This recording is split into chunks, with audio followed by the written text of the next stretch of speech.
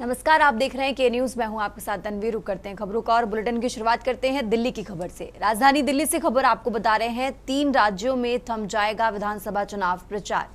तो केरल, असम और पुडुचेरी में आज प्रचार का आखिरी दिन है।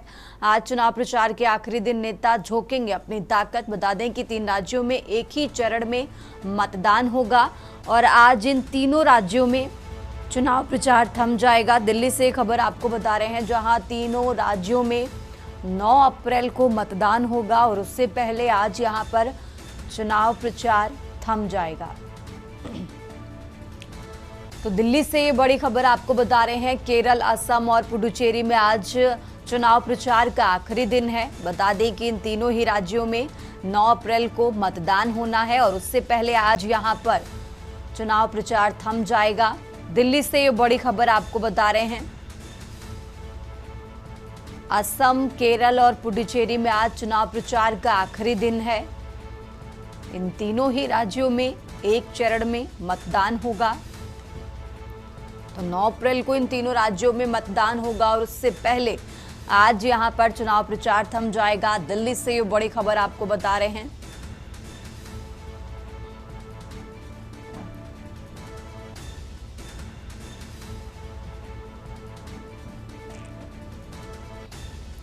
तो केरल, असम और पुडुचेरी में आज चुनाव प्रचार का आखिरी दिन है। दिल्ली से बड़ी खबर आपको बता रहे हैं, आज चुनाव प्रचार के आखिरी दिन नेता अपनी ताकत झोंकते नजर आएंगे। बता दें कि इन तीनों ही राज्यों में एक ही चरण में वोटिंग होगी और उससे पहले आज यहां पर चुनाव प्रचार थम जाएगा।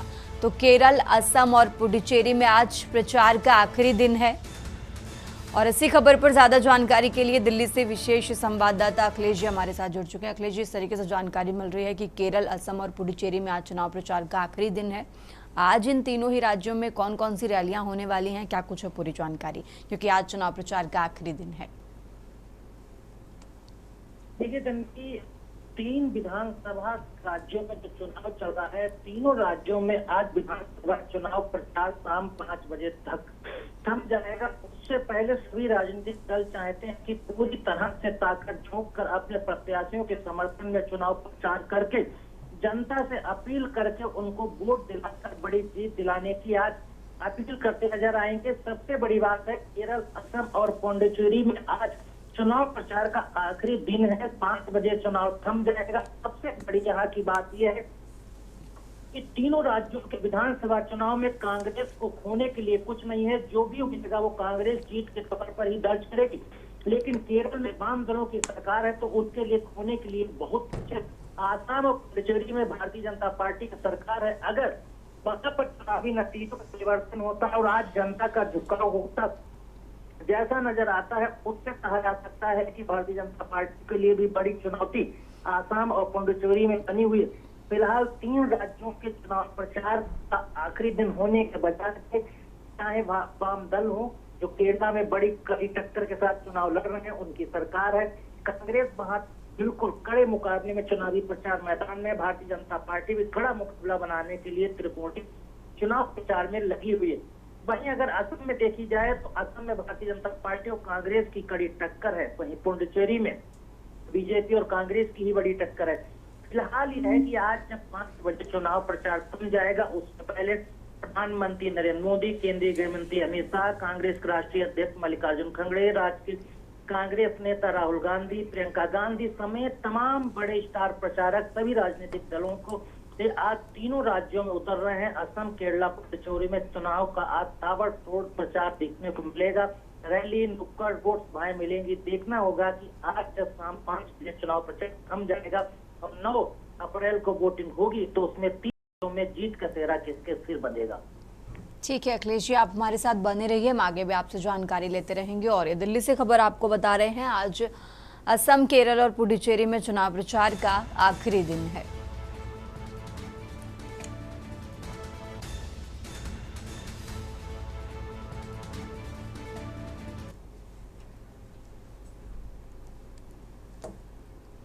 और आगे बढ़ते हैं खबरों में। दिल्ली से एक और बड़ी खबर आपको बता रहे हैं, जहां सांसद प्रियंका गांधी आज केरल के दौरे पर हैं। तो प्रियंका गांधी आज केरल में 3 चुनावी जनसभा को संबोधित करेंगी।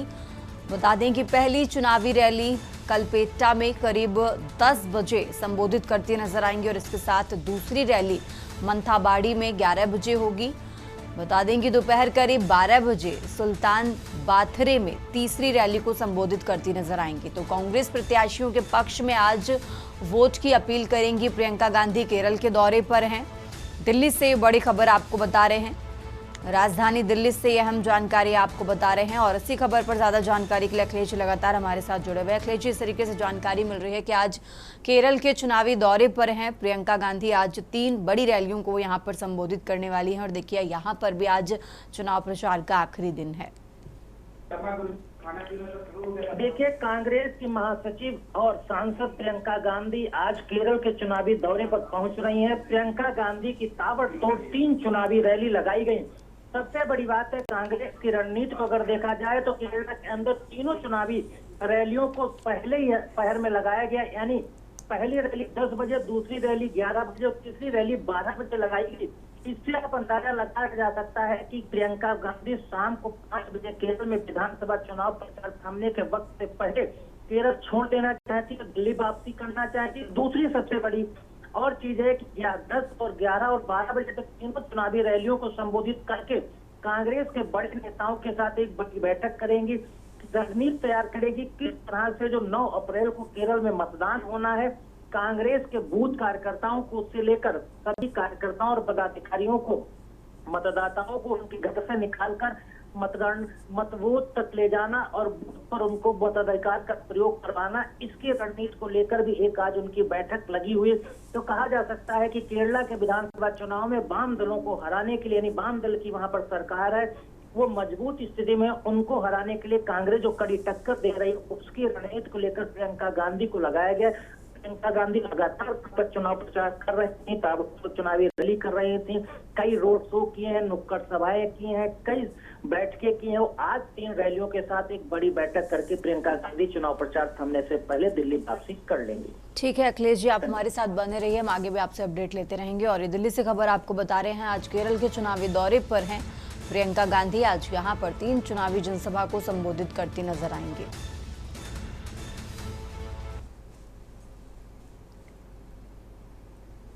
और आगे बढ़ते हैं खबरों में, लगातार बात कर रहे हैं दिल्ली की। दिल्ली से एक और बड़ी खबर आपको बता रहे हैं, जहां कांग्रेस अध्यक्ष मल्लिकार्जुन खड़गे आज असम और पश्चिम बंगाल के दौरे पर हैं।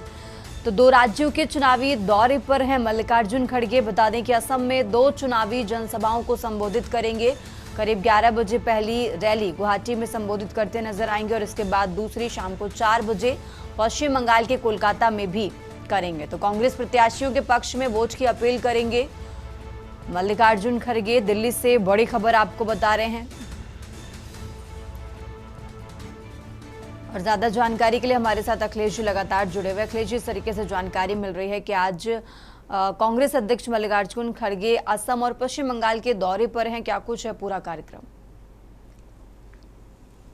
देखिए तन्वी, कांग्रेस के राष्ट्रीय अध्यक्ष मल्लिकार्जुन खड़गे आज 2 राज्यों के चुनावी दौरे पर पहुंच रहे हैं। दोनों राज्यों में उनकी चुनावी जनसभाएं लगी हैं। कांग्रेस प्रत्याशियों के समर्थन में रैलियां करेंगे, कांग्रेस के प्रत्याशियों को जिताने के लिए जनता से वोट देने की अपील करेंगे। सबसे बड़ी बात है कि आज मल्लिकार्जुन खड़गे की 2 चुनावी रैलियों में पहली चुनावी रैली आसाम में लगाई गई है, क्योंकि आसाम में आज चुनाव प्रचार का आखिरी दिन है। शाम को 5 बजे चुनाव प्रचार थम जाएगा, 9 अप्रैल को वोटिंग होगी। उससे पहले कांग्रेस के राष्ट्रीय अध्यक्ष मल्लिकार्जुन खड़गे आज आसाम में एक बड़ी रैली करके आम जनता से अपील करना चाहते हैं कि आसाम में इस बार परिवर्तन की लहर है। कांग्रेस की चुनावी जनसभाओं में जिस प्रकार से भीड़ उमड़ रही है, भीड़ का सैलाब देखते हुए कांग्रेस गदगद भले है, लेकिन कांग्रेस के राष्ट्रीय अध्यक्ष मल्लिकार्जुन खड़गे आज आखिरी वक्त में असम की जनता से अपील करेंगे कि भारी संख्या में मतदान करके कांग्रेस को प्रत्याशियों को जिताकर बीजेपी की सरकार को वहां से उखाड़ फेंकने की अपील करते नजर आएंगे। इसके बाद चुनाव प्रचार थमने से पहले आसाम से पश्चिम बंगाल रवाना हो जाएंगे, जहां पश्चिम बंगाल के कोलकाता में भी एक कांग्रेस की बड़ी रैली रखी गई है, जिसको 4 बजे मल्लिकार्जुन खड़गे संबोधित करेंगे। अब यह है कि पांडुचेरी, आसाम और केरला के चुनाव में आज चुनाव प्रचार थमने के बाद अब कांग्रेस नेताओं का जमावड़ा और इनके स्टार प्रचारक पश्चिम बंगाल और तमिलनाडु में नजर आएंगे कि 2 राज्यों में आगे समय में मतदान होना। फिलहाल ये देखना होगा कि कांग्रेस जो पुडुचेरी, आसाम, केरला में दमखम दिखा रही थी, उसे मल्लिकार्जुन खड़गे कितना धरातल को उतारने में कामयाब होते हैं। जो कांग्रेस को आसाम में इस बार जीत की बड़ी आशा दिख रही है, उसको लेकर आज बड़े दावे और करते नजर आए। तो सबसे बड़ी बात है कि आसाम में मुख्यमंत्री हेमंत बिस्वा शर्मा है, उनकी पत्नी के 3 पासपोर्ट होने का जो मामला सामने आया है, उसमें 2 मुस्लिम देशों में पासपोर्ट होने का है, ये मुद्दा गरमाया हुआ है। कांग्रेस के हर नेता इसको उतारने में लगा है। तो देखना होगा कि जब आज मल्लिकार्जुन खड़गे संबोधित करेंगे तो हेमंत बिस्वा शर्मा को घेरने के लिए हमला बोलते हैं और 3 पासपोर्ट का जिक्र करते प्रधानमंत्री से लेकर गृह मंत्री को घेरते नजर आ सकते हैं। ठीक है अखिलेश जी, आप हमारे साथ बने रहिए, हम आगे भी आपसे जानकारी लेते रहेंगे। और ये दिल्ली से खबर आपको बता रहे हैं, जहां आज कांग्रेस प्रत्याशियों के पक्ष में वोट की अपील करते नजर आएंगे कांग्रेस अध्यक्ष मल्लिकार्जुन खड़गे। और अब रुक करते हैं अगली खबर का। खबर दिल्ली से है, जहां गृह मंत्री अमित शाह आज असम के चुनावी दौरे पर हैं। तो अमित शाह असम में बीजेपी के लिए चुनाव प्रचार करेंगे।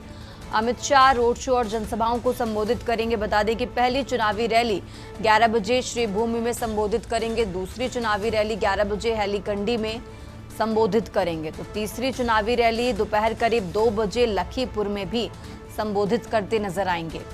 तो आज असम के चुनावी दौरे पर हैं गृह मंत्री अमित शाह। दिल्ली से खबर आपको बता रहे हैं और ज्यादा जानकारी के लिए अखिलेश जी लगातार हमारे साथ जुड़े हुए हैं। अखिलेश जी, इस तरीके से जानकारी मिल रही है कि आज असम के चुनावी दौरे पर हैं गृह मंत्री अमित शाह। देखिए, आज असम में भी चुनाव प्रचार का आखिरी दिन है।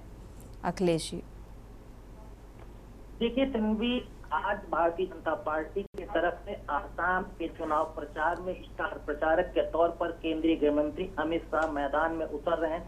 आज उनकी ताबड़तोड़ 3 चुनावी जनसभाओं को भारतीय जनता पार्टी की तरफ से लगाया गया। केंद्रीय गृह मंत्री जब आज आसाम में 5 बजे चुनाव प्रचार थमेगा, उससे पहले 3 चुनावी जनसभाओं को संबोधित करने के दौरान कांग्रेस पर हमलावर नजर आ सकते हैं, क्योंकि कांग्रेस ने 3 पासपोर्ट का मामले का खुलासा करके जिस तरह से भारतीय जनता पार्टी को घेरने का काम किया, तो आज कहा जा सकता है केंद्रीय गृह मंत्री अमित शाह जब चुनाव प्रचार के लिए उतरेंगे तो अपने ही अंदाज में आज कांग्रेस गांधी परिवार पर हमला करते नजर आ सकते हैं। फिलहाल 3 जनसभाओं को देखा जाए तो केंद्रीय गृह मंत्री की जो पहली चुनावी जनसभा होगी वो 11 बजे श्रीभूमि में होगी, तो दूसरी चुनावी जनसभा 1 बजे 11 बजे के लिए हैलीकंडी होगी और तीसरी चुनावी सभा है वो लखीमपुर में 2 बजे के आसपास होगी।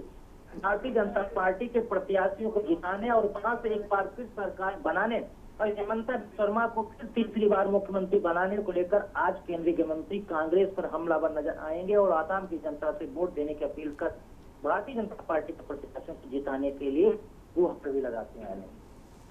ठीक है अखिलेश जी, बहुत बहुत शुक्रिया आपका तमाम जानकारी के लिए। और ये दिल्ली से खबर आपको बता रहे हैं, आज असम के चुनावी दौरे पर हैं गृह मंत्री अमित शाह।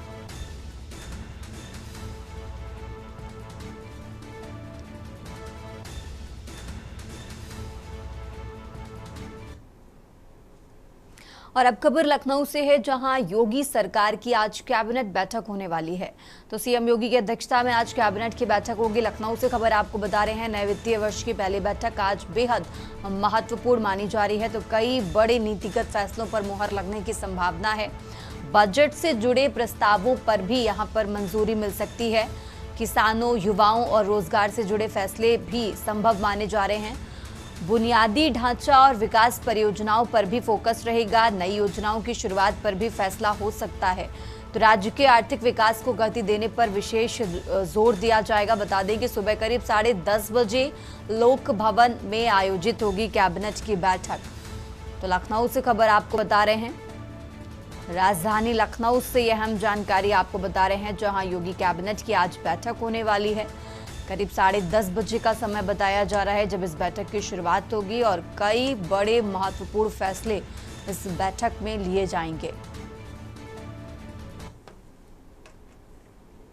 और अब खबर कानपुर से है, जहां महाराजपुर थाना क्षेत्र के भेवली गांव में सोमवार रात को पारिवारिक कलह के चलते एक महिला की हत्या का सनसनीखेज मामला सामने आया है। आरोप है कि पति ने पत्नी को डंडे से पीट कर मौत के घाट उतार दिया और मौके से फरार हो गया। सूचना पर पहुंची पुलिस ने शवों को कब्जे में लेकर जांच शुरू कर दी है।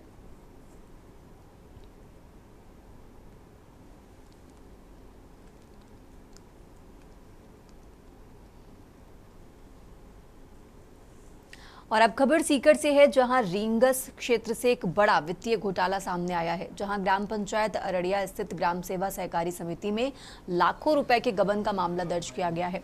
इस मामले में समिति के तत्कालीन व्यवस्थापक प्रहलाद मलजाट पर गंभीर आरोप लगे हैं। जानकारी के अनुसार आरोपी व्यवस्थापक ने अपने कार्यकाल के दौरान नियमों की अनदेखी करते हुए एरियर, वेतन और ग्रेजुटी के नाम पर भारी वित्तीय अनियमितताएं की।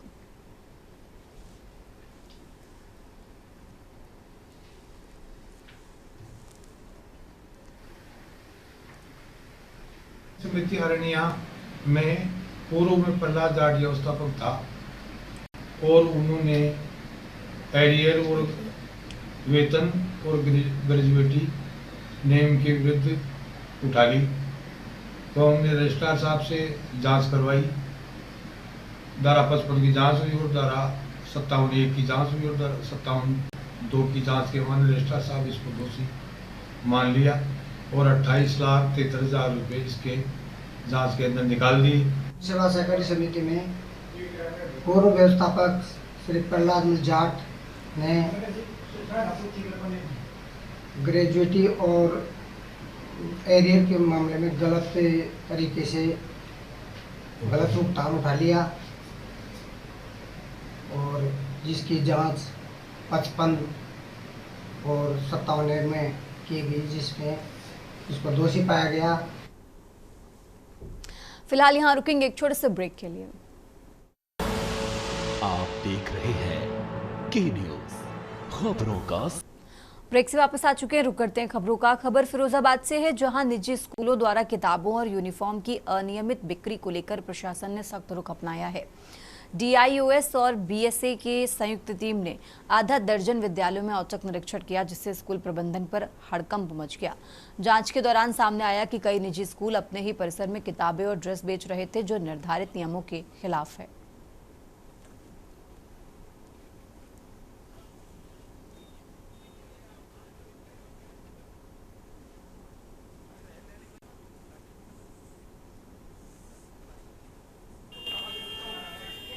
आज जो है जिला विद्यालय निरीक्षक और मेरे द्वारा जो है जनपद के लगभग 5-6 स्कूल, प्राइवेट स्कूलों को हम लोगों ने विजिट किया और काफ़ी टाइम से कुछ शिकायतें भी हमको लोगों को संज्ञानित हो रही थी।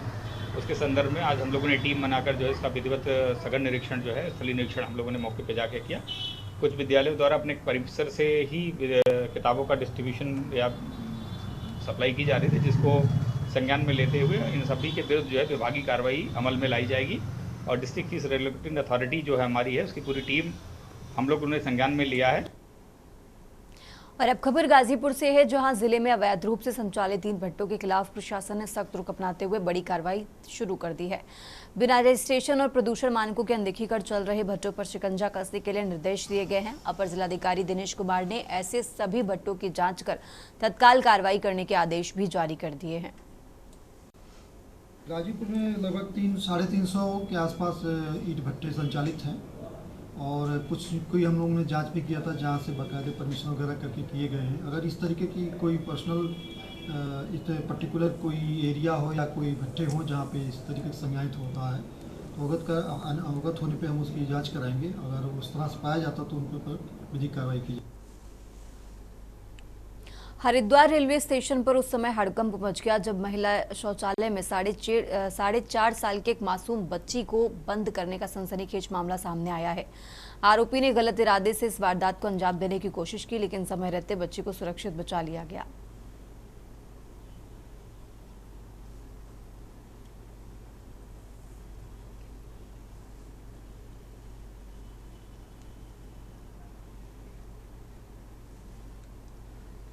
इस बुलेटिन में फिलहाल इतना ही। आप देखते रहिए के न्यूज़ इंडिया। आप देख रहे हैं के न्यूज़, खबरों का सारथी।